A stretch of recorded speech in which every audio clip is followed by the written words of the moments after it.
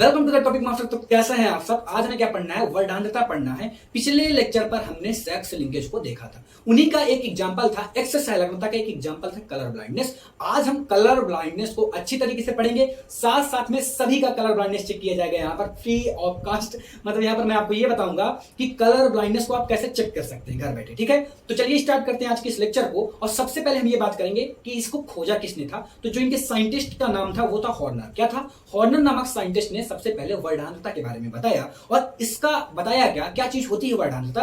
Actually में यहाँ पर होता क्या है ना, कि हम कलरों में विभेद नहीं कर पाते। कुछ कलर ऐसे रहते हैं जिनमें हम विभेद ही नहीं कर पाते कि कौन सा है। अब कौन से कलर ऐसे होते हैं उनको हम डिटेल में पढ़ेंगे जब हम इसी लेक्चर पर देखने वाले हैं वर्णांधता के टाइप्स, उसी पर हम देखेंगे। ठीक है, अब देखिए जो नेक्स्ट पॉइंट आता है, ये चीज इंपॉर्टेंट है कि ये नर और मादा में दोनों में हो सकती है। लेकिन यहाँ पर एक चीज जरूर इंपॉर्टेंट बात है कि ये नर और मादा दोनों में तो हो सकती है, ठीक है बात। लेकिन अगर मैं नर की बात करता हूं तो 1/20 मतलब 20 व्यक्तियों में से एक व्यक्ति को वर्णांधता होती है। लेकिन अगर मैं फीमेल की बात करता हूं तो यहाँ पर 1/20 स्क्वायर रहता है। मतलब यहाँ पर जो फीमेल की आवृत्ति है वो बहुत ज्यादा कम हो जाती है। क्यों कम हो जाती है वो भी हम इसी लेक्चर पर देखेंगे। ठीक है, अब यहाँ पर चेक होने वाला है सभी का वर्णांधता मतलब कलर ब्लाइंडनेस। एक डायग्राम आपको सामने दिख रहा होगा, क्वालिटी को बढ़ा लीजिए। इस डायग्राम में क्या लिखा हुआ है और किस कलर से लिखा हुआ है, छिपा हुआ कुछ लिखा हुआ है, आपको बताना है। सभी लोग कमेंट करेंगे, मैं सभी के कमेंट देखूंगा। जो बता पा रहा है कि किस कलर का है और क्या लिखा हुआ है, मतलब उसको कलर ब्लाइंडनेस नहीं है। जो बंदा पहचान ही नहीं पा रहा, देख ही नहीं पा रहा कि इसके अंदर कुछ लिखा है, मतलब उसको कलर ब्लाइंडनेस होगी। ठीक है,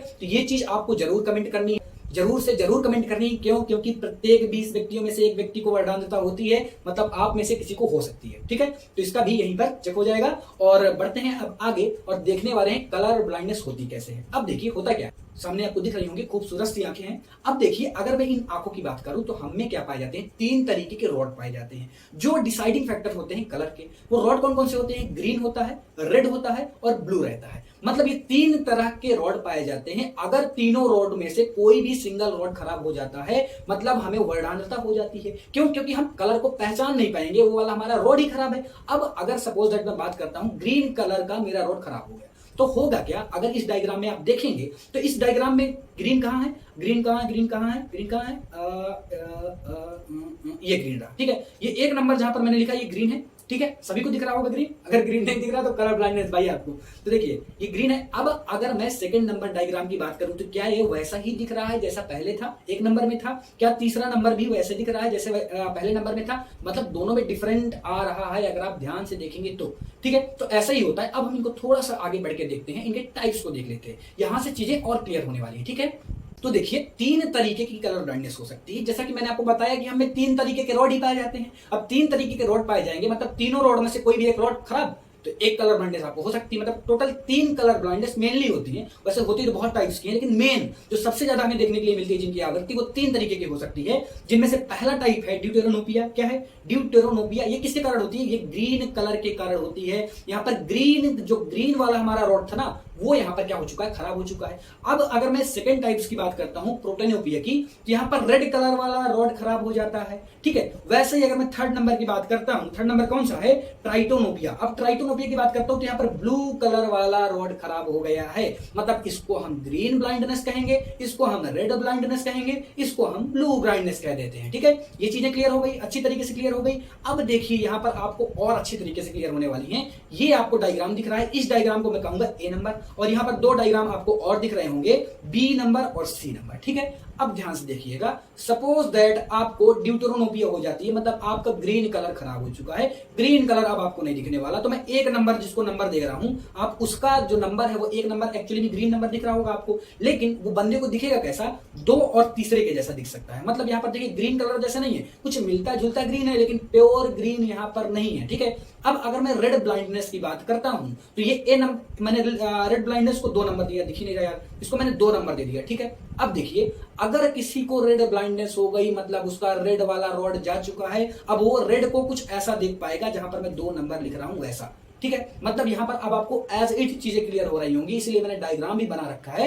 वास्तविकता में होता क्या है ये आपको पता रहना चाहिए ताकि डाउट आपको ना हो, आपके कॉन्सेप्ट अच्छे हो। ठीक है, ये सारी चीजें आपको समझ में आ गई। अब हम बढ़ने वाले हैं आगे और कुछ इंपॉर्टेंट पॉइंट को देखेंगे। यहाँ पर इंपॉर्टेंट पॉइंट बहुत ज्यादा इंपॉर्टेंट है। देखिए पहली चीज तो मैंने आपको पहले स्लाइड में बता दी कि अगर मैं मेल की बात करता हूं तो प्रत्येक 20 व्यक्तियों में से किसी एक व्यक्ति को कलर ब्लाइंडनेस होती है। लेकिन अगर मैं फीमेल की बात करता हूं तो इनकी आवृत्ति स्क्वायर में चली जाती है। क्यों? इनमें बहुत कम वर्णरहितता देखने के लिए मिलती है, कलर ब्लाइंडनेस बहुत कम ज्यादा देखने के लिए मिलेगी। क्यों?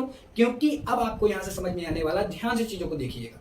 अगर मैं एक्स वाई इस गुणसूत्र की बात करता हूं और फीमेल के इस गुणसूत्र की बात करता हूं तो ये दोनों गुणसूत्र क्या है? नॉर्मल है। मतलब अगर ये दोनों गुणसूत्र हैं इंसान में तो ठीक है, वो नॉर्मल है, उस पर कोई कलर ब्लाइंडनेस नहीं है। लेकिन अगर मैं इसकी बात करता हूं, यहां पर जो सी है वो रिप्रेजेंट करता है कलर ब्लाइंडनेस को। ये चीज आप लिख लीजिएगा, जो सी है वो किसको रिप्रेजेंट करता है? कलर ब्लाइंडनेस को। अब देखिए, अगर मैं मेल की बात करूं तो इसको तो कलर ब्लाइंडनेस हो गई।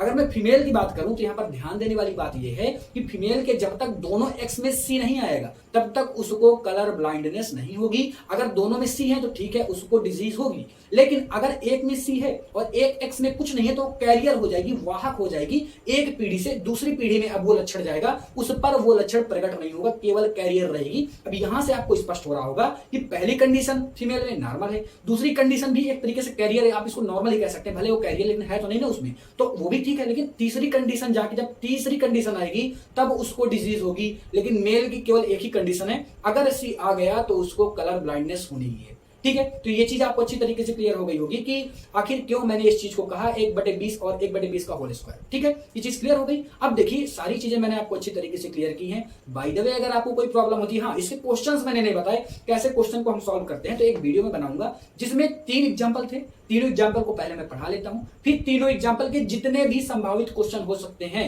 उनको हमें एक अलग टॉपिक पर कवर कर लेंगे। इससे होता क्या है, इससे हमारा प्रॉफिट ये हो जाता है कि हमारे जो टॉपिक है वो स्ट्रांगली तैयार हो जाते हैं और कम समय में तैयार हो जाते हैं। ठीक है, तो मिलता हूं आपसे फिर मैं नेक्स्ट लेक्चर पर। Thank you so much for watching, tata bye bye. हम अगले और नेक्स्ट लेक्चर पर पढ़ने वाले हैं क्या? हीमोफीलिया के बारे में। ठीक है, तो टाटा बाय बाय, तब तक के लिए आप अच्छी तरीके से पढ़िए और पढ़ते रहिए। ठीक है, बाय।